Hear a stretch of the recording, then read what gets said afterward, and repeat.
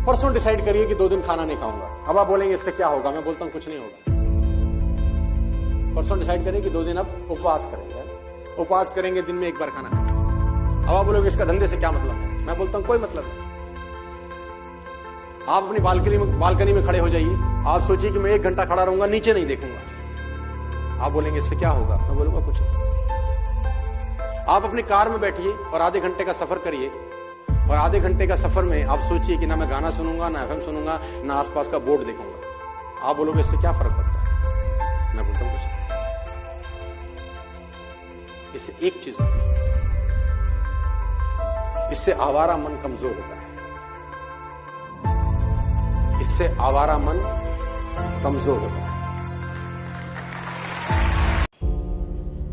जब तक आप फैक्ट्स एंड फिगर को क्लैरिफाई नहीं करें, कभी लाइफ में डिसीजन अजम्पशन पे मत लेना यार, बहुत नुकसान करते हैं लोग। उसने मेरे बारे में ये बोल दिया, तूने सुना नहीं, मैंने किसी और से सुना, उसने सुना, उसने भी किसी और से सुना, and you take a decision. एक डिसीजन आपकी चलती हुई जिंदगी में भूचाल ले आता है कभी कभी, अगर गलत हो तो। सर मैं बता रहा हूं आपको, ऑलवेज टेक मैच्योर डिसीजन, और कभी एजम्पशन में मत लेना यार। This is my tick two you. और मेरी एक बात याद रख लेना, कितने भी बड़े हो जाओ, कितनी भी तरक्की कर लो, कितनी भी दौलत कमा लो, कितनी भी शोहरत कमा लो, एक बात करना, काट मार लो, तुम्हारे पैरों ने जमीन तो नहीं छोड़ी बस।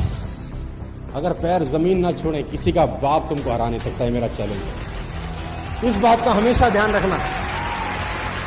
रिच लोगों का बड़ा सिंपल फिलॉसफी है, ये कोई भी काम शुरू करने के पहले सोचते हैं कि 5 साल के बाद मुझे इसका क्या रिटर्न आएगा, 7 साल के बाद क्या रिटर्न आएगा, 10 बरस के बाद क्या रिटर्न आएगा।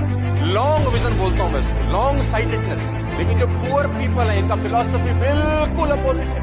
ऊपर से कैसे दिखते हैं, वही 2 आंखें, वही नाक, वही 2 कान, सब यथावत है, लेकिन इनकी फिलॉसफी बड़ी सिंपल है।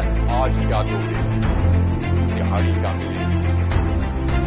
4 दिन अगर काम नहीं होता तो लौट के घर चले जाते हैं वापस, वो भी 4 दिन तो कह रहे हमको तो 15 दिन हो गए इस काम को करते हुए, अभी तक तो पैसे नहीं।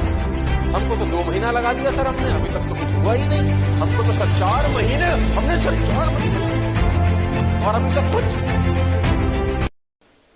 तो मां को संदेश गया कि बानर की पूंछ में आग लग गई, तो कहते हैं कि मां ने हाथ जोड़कर अग्नि देवता का स्मरण किया, बोला मेरा बेटा है, अग्नि शीतल हो जाए, उसका कुछ बिगड़े नहीं।